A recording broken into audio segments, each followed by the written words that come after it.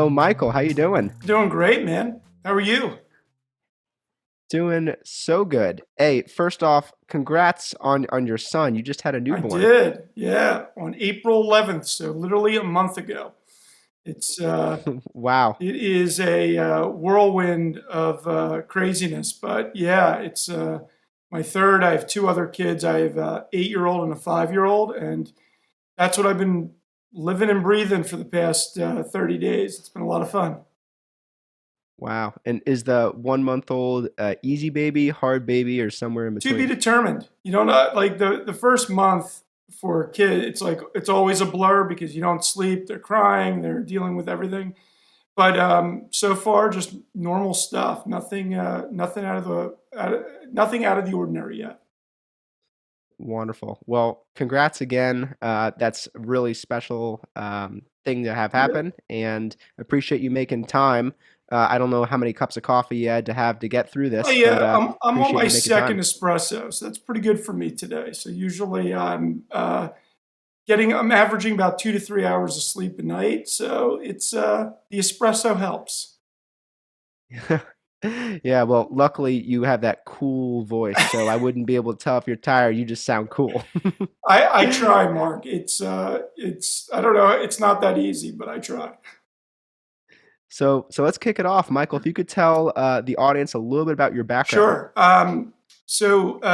My business, I run a company called Corporate Advisory Solutions. We're a boutique investment and merchant banking firm that specializes in tech-enabled outsourced business services. And our core service line is providing mergers and acquisition services, helping people buy and sell companies. And we have three distinct areas of focus. We do a lot of work in the call center space or contact center space, the debt collection industry, and healthcare revenue cycle management.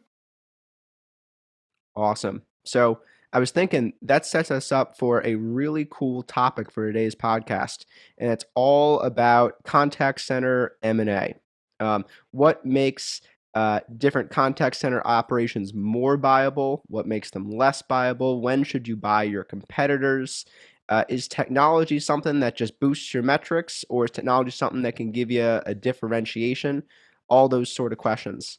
So to start off, Michael, in 2020, a lot of folks were talking about this great consolidation that was happening. What did you see in 2020, and what are you seeing now in the M&A M&A space? activity across all the areas we cover, including the contact center space, is alive and well. There are a lot of deals happening for a variety of reasons I'll get into in a second, but it's very, very active. And this industry, I've been operating in the contact center, call center, BPO area for nearly 20 years doing transaction work in it, and it is evolved. It has really evolved mainly with technology. When you go back in the day and you look at what a call center used to be like, it's really night and day different, especially with new forms of technology, dialers, AI, all the things that everything that even you do at Balto. I mean, it is really game changing with where the industry has evolved into. Now, a lot of people view technology in the contact center space as a means to an end. You can kind of hear that sometimes when people are talking about technology. They say, well, we'll bring it on board if the clients are willing to pay for it, or we'll bring it on board if there's a clear cost savings. But a lot of folks aren't viewing it in the sense of this could really be a differentiator for your operation. How do you see it? And actually, perhaps more importantly, how do potential acquirers Yeah, see so it? Mark, the big piece of to your question is around valuation. So when businesses in the call center space that are mainly people intensive, whether you're onshore or offshore, they're going to be valued on a multiple of adjusted EBITDA. Okay. And ultimately, when you think about technology costs, your goal at the end of the day as an operator in this space is to figure out how to get a return on your technology investment that's going to lead to more profitability for you. And that's the name of the game. So if these technology advancements and this quote unquote, the word we hear a lot about is omni-channel, I'm sure you hear about it every day of your life. That word in itself or phrase is conducive with leading to more profitability at the end of the day. And that's ultimately the goal. Can you do things differently with less people and more technology? Our hope is as things continue to evolve, that will be the case. And so we're seeing that convergence occur between technology and people, not where people are going to go away and it's only technology. They've got to work together. And as a result of that, that's driving value right to the bottom line if people are doing it correctly. Super interesting. So one of the conflicts I'm curious about is, the forward-looking nature of technology, which is that if you are implementing a particularly powerful technology, most of its impact has yet to be realized. And if you think of the internet, and you say, oh, a year or 10 years ago, we were connected to everyone across the world. We did the internet. But now we're seeing, oh my God, like the internet is just beginning. So I think that's true on the micro level too for, a call center, a contact center operation, where when they make a technology purchase, there is some immediate profitability boost that they get from the technology, but a lot of it is forward looking.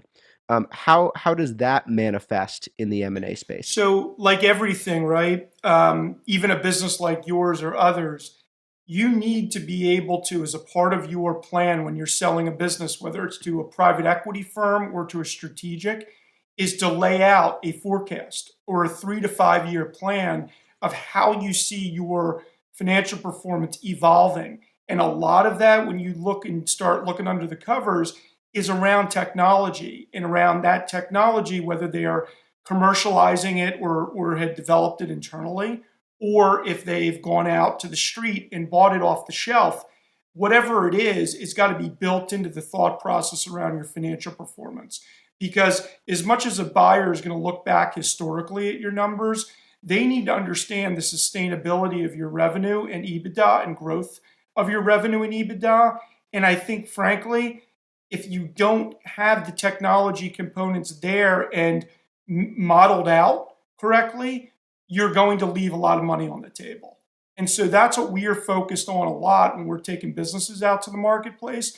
We are trying to understand how those technology investments are going to affect them in a positive manner over a short window of time. And we try to capitalize, we try to capture that in our materials and to explain that to the buyer prospects. Super interesting. I just thought of a kind of a funny analogy. I come actually from the fitness world. Before Balto, I started a personal training company called Doorstep Fitness, and it was personal trainers direct to your home office or local park. And the saying that they have in the fitness and nutrition world is calories in, calories out. And the idea behind that is it doesn't matter whether you had 2,000 calories of cake or 2,000 calories of straight lean chicken. 2,000 calories is 2,000 calories in the weight loss picture, not the health and lifestyle picture, because we wouldn't run too well on 2,000 calories of cake. Is profitability in, profitability out a reasonable analogy? Or is, profitability that you get from making your people more efficient weighed more or less than profitability that you get from technology or other It's sorts of shifting, investments? Mark. It's shifting a lot because before the technology changes that have been hitting the market, people were really just focused on how do I deal with my people? What else can I do? How do I keep my people in their seats, taking phone calls, taking orders, doing technical support? How can I do that where they're not shifting or changing talk times and getting them lower so they can get onto more calls? That's still a huge component to the industry. And frankly, it's still going to be there for as long as I can see. That technology component is becoming, when the buyers are looking at the business, they are really focused on what technology they're using internally, whether they developed it themselves or if they've partnered with the big best in class vendors out there. They care a lot because when we get into due diligence, one of the first things they're doing is they're bringing in an expert around technology and operations to give a third party review of this company's performance and where there's good, bad, and indifferent, and make recommendations. If they don't like what they're seeing there, likely a deal may not happen as a result of that. Huh.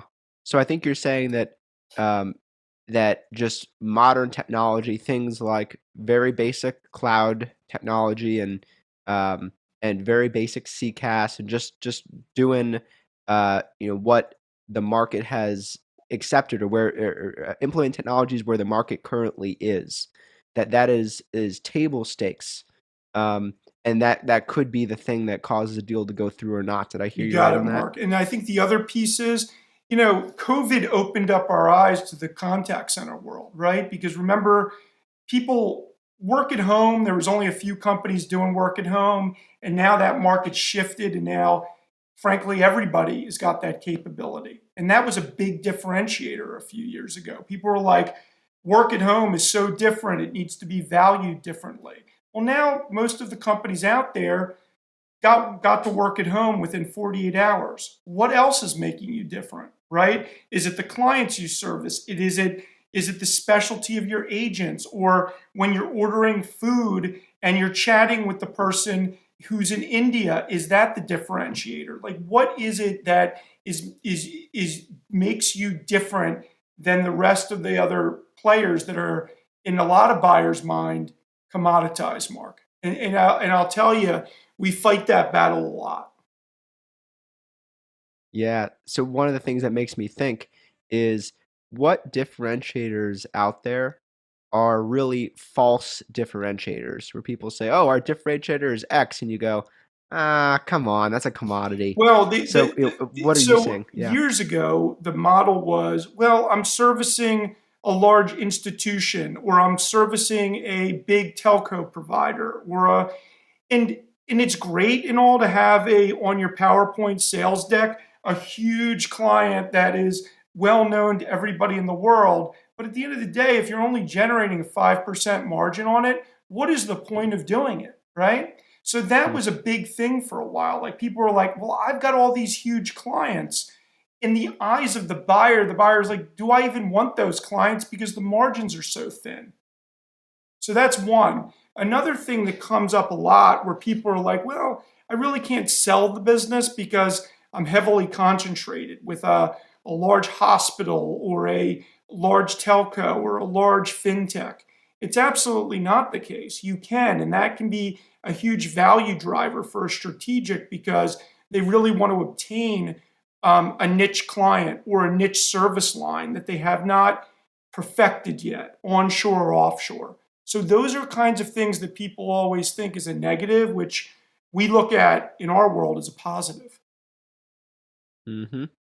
So, it seems like a good distinction to make would be a BPO contact center and then a corporate contact center where perhaps your business, I'll use the corporate side for a second, is very contact center focused. It might be a really heavy outbound sales operation, or maybe you do a ton of your volume through the contact center. So when you look at what the go-to-market model is for that business, the contact center is a big piece of it. So that could be, one, potential acquisition.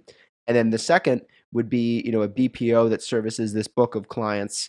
Um, and I imagine those two strategies are different if you're trying to get acquired as the former versus the There's latter. no doubt What? there are Yeah. companies that are niche specialists in government or in certain markets that are going to be better suited for somebody that's got a big offshore delivery center, okay, in India or the Philippines. And they don't have the company that's selling, they don't have that capability today. So they, in their minds, they're thinking to themselves, who's going to be a buyer that's going to see strategic value in me, right? Beyond just my list of clients. Like, what am I? And so we get calls a lot by buyers that have no footprint in the US, but want a footprint in the States, and they've got to acquire their way in.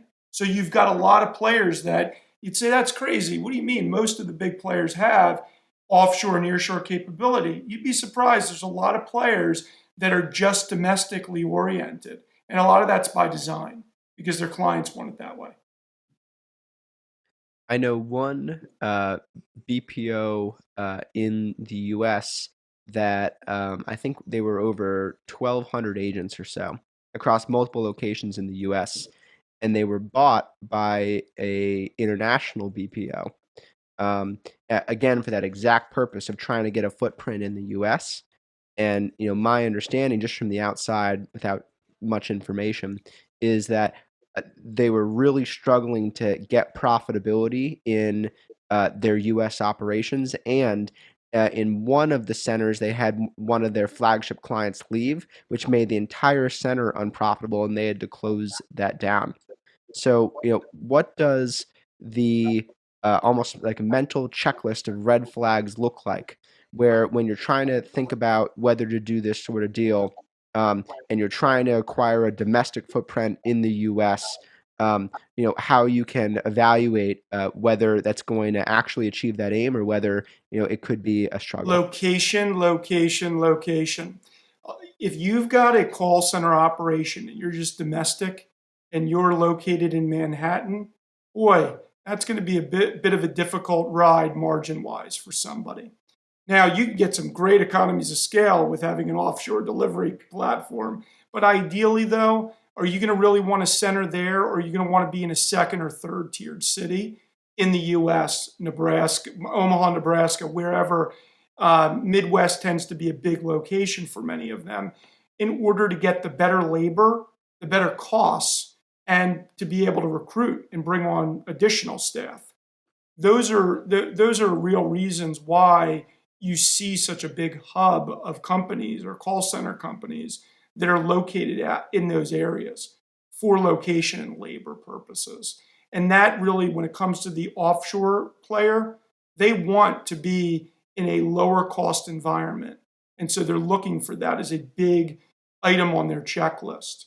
Other items they look for are, client base and cross-sell opportunities with the offshore, because a lot of times people say, I don't want to do business with an offshore player. We've had issues in the past. But it's not necessarily offshore, especially when you're dealing with omni-channel, with email, text, chat. Nobody's talking to them. Voice, it's all electronic. Having that delivery overseas could be a significant cost saver for the company, but also for the client too. So all those things get Huh. factored into the equation. Do you see more concentration happening in location now because of COVID, or do you see the opposite? Opposite. It's just they're still trying to avoid, Mark, those higher cost areas. Because right now Hmm. labor's all over the place. The biggest challenge, if you talk to any call center operator, is they can't find people to hire. It is just impossible because of the stimulus and the unemployment benefits. People are making more money unemployed than they are working. So when you've got those dynamics, you've got to be really creative when you have to staff a project. What are you going to do? You can't just tell your client, say, we can't find anybody today. It's not going to, they're not going to have that client for much longer, which is why the I t- the redundancy, the multi-site, the global footprint becomes even more important, especially in the economy that we're facing in the US. I totally believe that. And you probably saw the news somewhat recently about the U.S. jobs report and how folks were speculating that we would have 1 million new jobs in April, and it ended up being just above, I think, a 250,000, which is a big, big, big miss, even though we're adding jobs. And I think everybody is hearing, at least anecdotally, that uh, I can't find people, that I'm hiring and I can't find people. Um, so I think what an interesting environment we're in Mark, now, and and I, this I this think we're going goes to need some back to your political technology solutions. question, right? Yeah. You've got to do more with less. So if you can utilize technology to deal with your staffing issues, well, heck, I mean that's it. Just those are things that people are focused on right now because they can't find 20 people. It's just to staff a project. So can they do things differently with technology, automation, AI, robot, in order to still serve the client, but not able to bring on those 20 FTE. Hmm.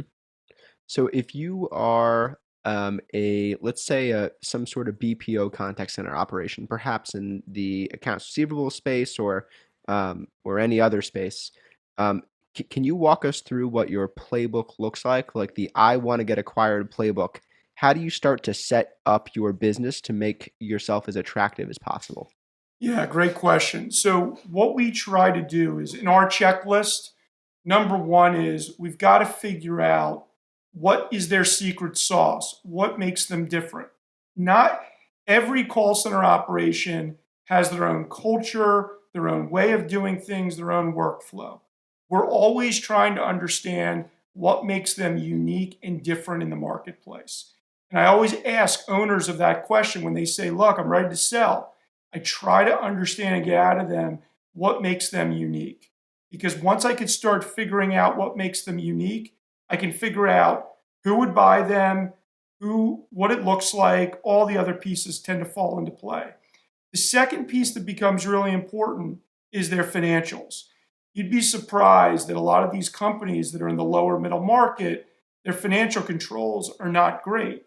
So if you've got time to plan, get your financial house in order. Get all your stuff, get 3 years of financials. They don't have to be audited, but get your financials in order so you can understand and share with the buyer what your revenue and earnings have looked like and be able to do it to show your adjusted EBITDA or your normalized EBITDA. Those are really important things we look at. And then the third item is usually around their clients and then their technology. Who are they representing? How long have they had those clients? And then the item that we always kind of red flag is if they've had any regulatory issues or any problems with the Consumer Financial Protection Bureau. We're always looking for those kinds of things because we don't want a deal to blow up because they had a problem a year ago, or we would just tell them to wait to clear those issues and then go out to the street. Makes a lot of sense. Can you think of any of the when you ask the question, what makes you special? Can you think of any recent examples where perhaps one of your clients dug into that question and surprised themselves with the answer? Yeah, you'd be surprised. There are companies there that talk about the word culture, but really don't take it seriously, Mark. Like it's like window dressing. You know, people are like, yeah, we have amazing culture. We have happy hours on Fridays, or we do this or that, but really it's window dressing. But what I usually like to do, and this is, even pre-COVID or during COVID, but more pre-COVID, is we go get on a plane or drive and we go see their operations because whatever we hear from them, we want to be able to see what they're telling us. And we had one recently where, they were big in the utility market, in the utility call center BPO area.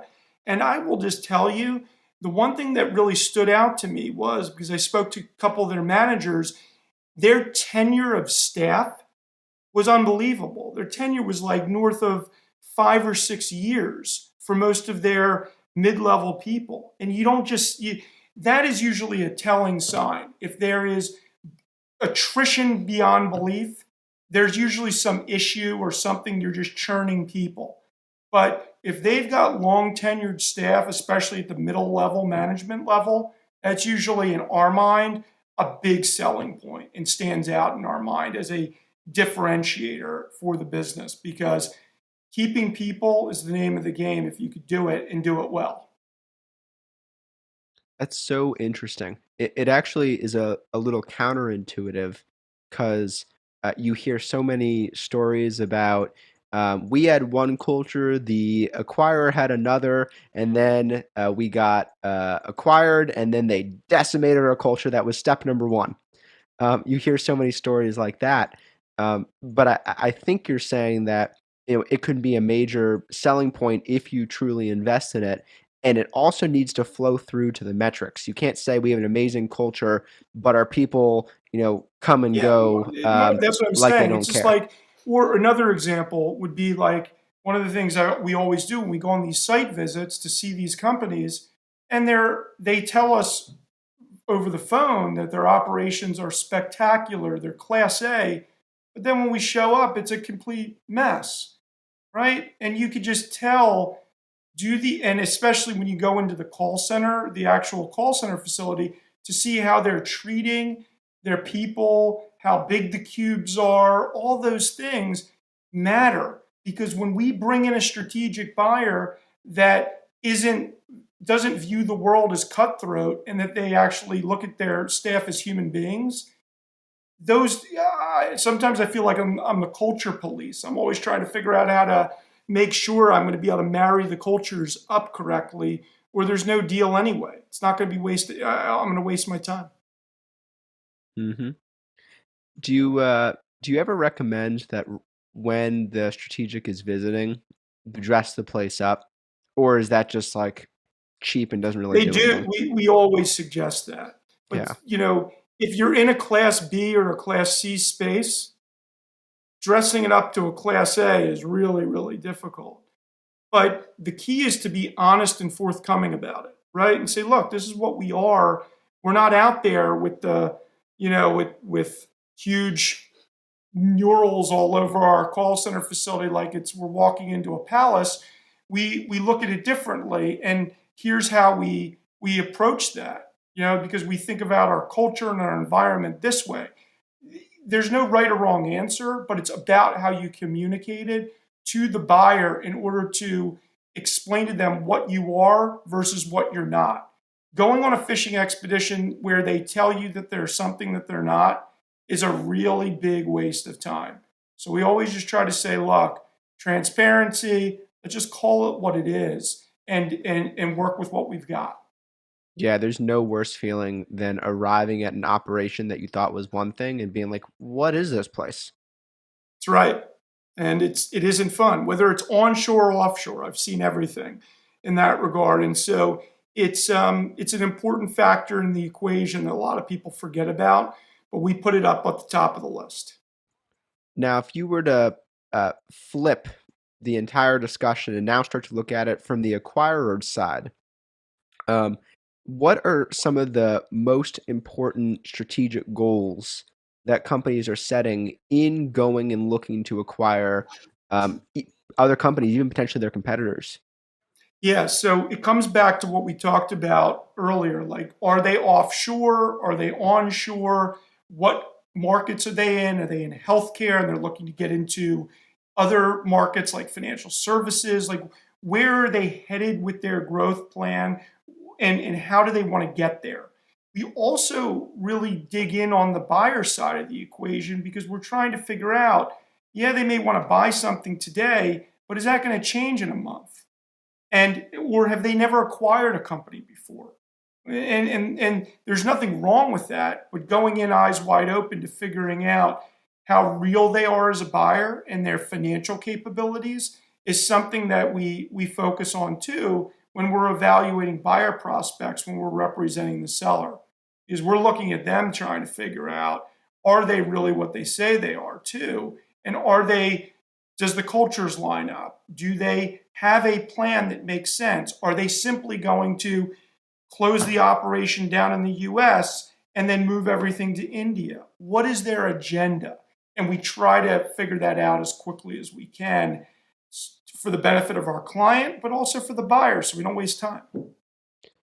When you're in the process, what is the right balance of disclosure and I mean that in the sense of uh, giving away your secret sauce because you don't want to give it away completely, but at the same time making sure that you give the acquirer enough information that their needs are satisfied. Like, how do you do that dance? Yeah, there's no academic answer to that, right? Every situation is dependent on what's going on with their business and what makes them unique. But like everything in the call center space and just like the other markets we work in, they're incestuous. Everybody knows everybody. And confidentiality is beyond something that we take to the nth degree. So for us, our goal at the end of the day is to find a willing and able buyer that wants to acquire our selling client. And in order to do that, you got to let down some of your wall in order to get them comfortable with buying the business. So what we try to do in those situations is try to give them a little bit of information as we go along, not all of it all at once, because if we do that, then if they walk away, they've got a lot of information at their fingertips. And frankly, an NDA is as good as the people that sign the NDA.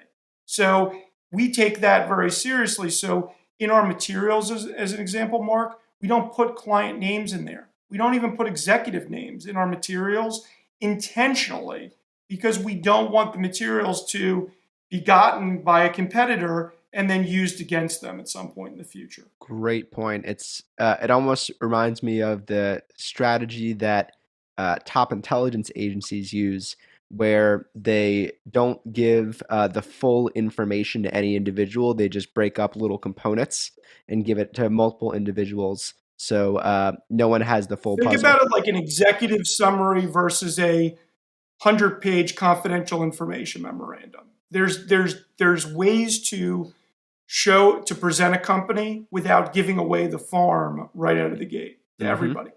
So let's talk metrics for a second. It's obviously different for every business, but are there a couple of metrics that contact centers should really have on lock, like gross margin?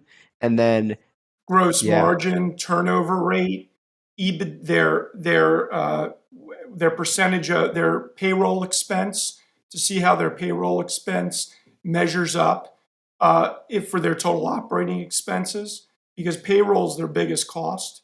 We also look at their technology expenses and compliance and regulatory costs as well. Those are big ones that we focus in on. what do the benchmarks look like for those metrics? Is there a place you can go that's readily accessible, or is there just like a rule of thumb that gross margin above X is good? Yeah, so there isn't, there are groups out there that put out different benchmark reports, and they tend to generalize because they're like, oh, every call center is the same. It's absolutely not the case. Because if you're working for a large bank and then you're comparing their expense structure against a company doing call center work for an e-commerce company, it's so different. Like you can't even, they're apples and oranges to try to build the comparison set out. So we really try to understand what they're about individually and see generally how they stack up against the market.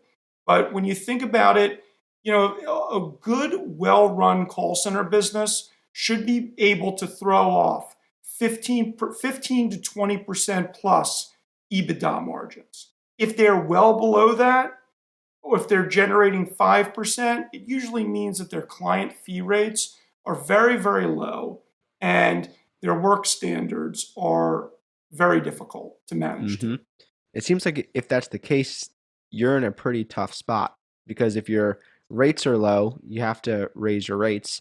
And if you raise your rates without raising the quality of your service, then you have this mismatch. So it seems like that would kind of, you'd be a little stuck there. You are, which is why the area that's been most commoditized in our industry is financial services, because they every year, if you do you see how fee rates have gone just like this. They continue to go down, not up, and it makes it even more challenging, especially for players that just want to be domestic.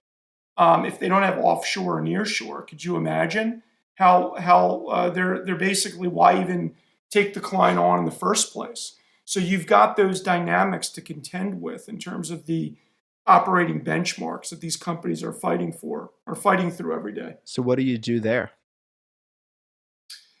In my mind, you start trying to figure out what else can be done technology wise, offshore, nearshore, or other lines of business that are inside those institutions that can become a profitable endeavor for you. hmm If you're starting to say, okay, it's about time I look at offshore, nearshore, like let's look at this thing seriously.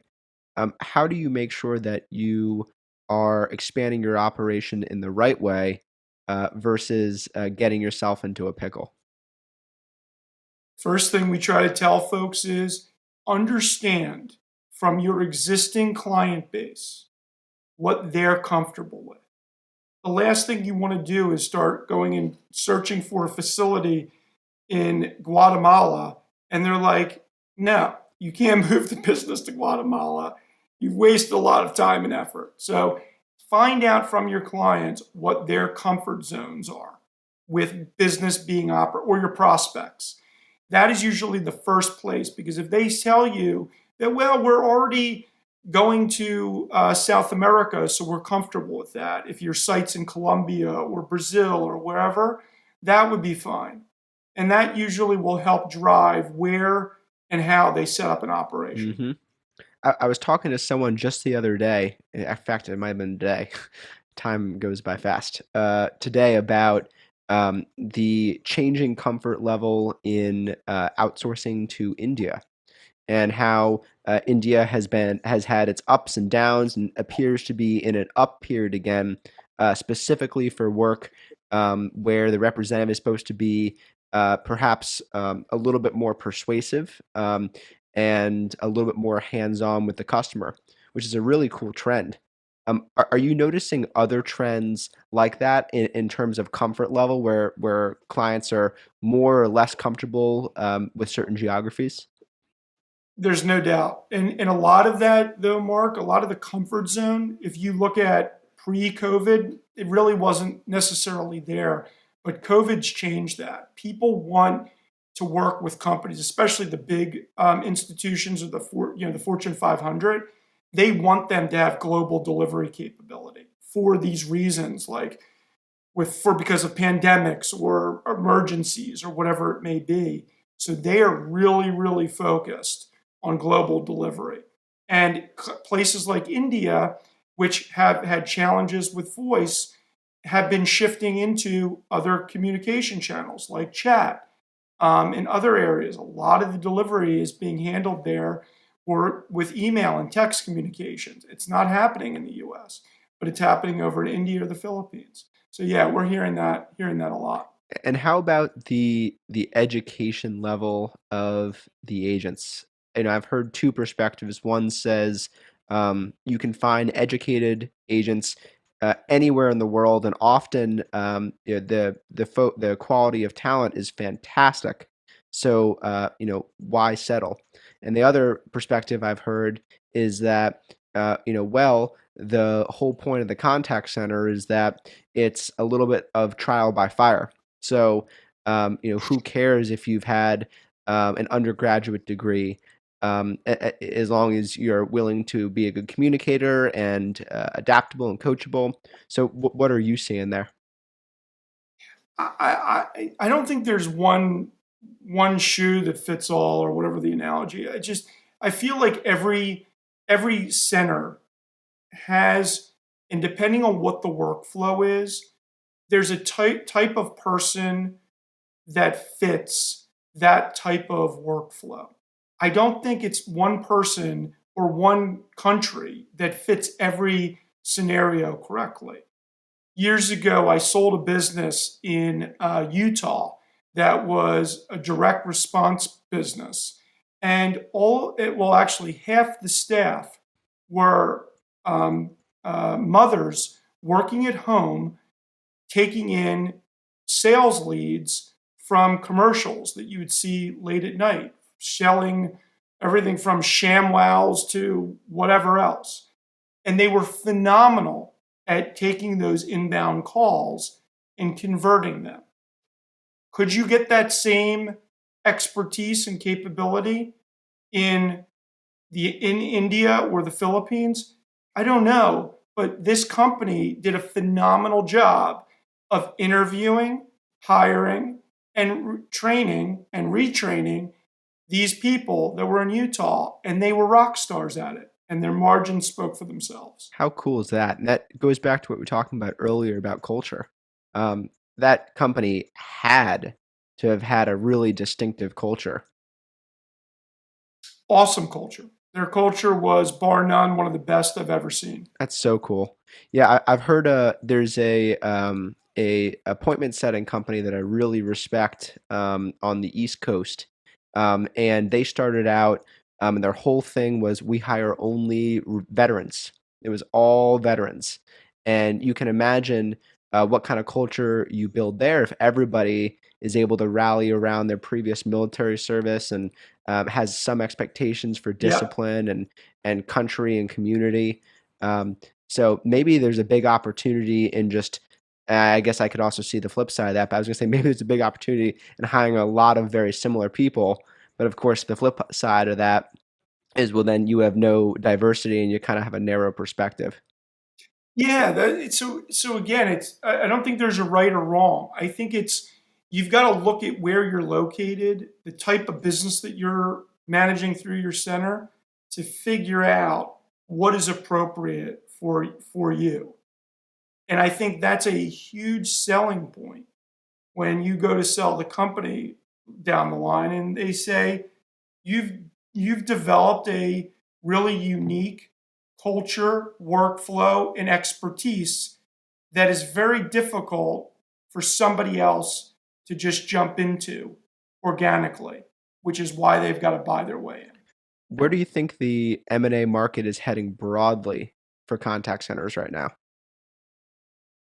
M&A broadly is going to be very active between now and year end, all driven by Biden's plans with capital gains. I think you're going to see a heavy amount of deal activity between now and year end in the call center, collections, and healthcare revenue cycle management areas because capital gains is likely to go up if Biden gets it through.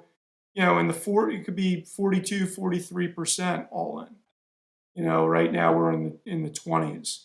So that is a huge shift. So if you're thinking about selling and that gets passed by year end, you may be stuck at that rate for 4 years or Mm-hmm. longer. So then now let's imagine all the marbles get shaken up and everything kind of falls in its place. And we look out not just 1 year or 5 years, but 10 years. We look at the end of the decade, 2030. What do you think the contact center landscape looks like then?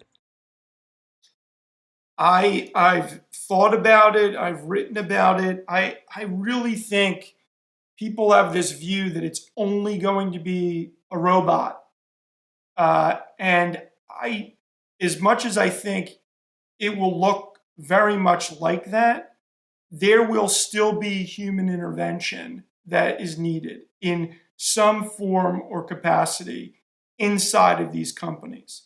How it sits between in office, remote, all of those things is up for grabs right now as we come out of the pandemic. But I definitely see more and more robotics taking hold in this industry, especially as more things start shifting from voice to non-voice communications, inbound, outbound. Michael, super informative. Thank you so much for all this. This was totally awesome. And to give a quick shout out to your business, what's the name of your business again, and where can people find you? It's Corporate Advisory Solutions. You can find us at all the social media platforms: LinkedIn, Twitter, Instagram. We're everywhere. So, Mark, it's awesome, man. Thank you for inviting You me are on your you are podcast. so welcome, my friend. Talk to you soon. All right, man.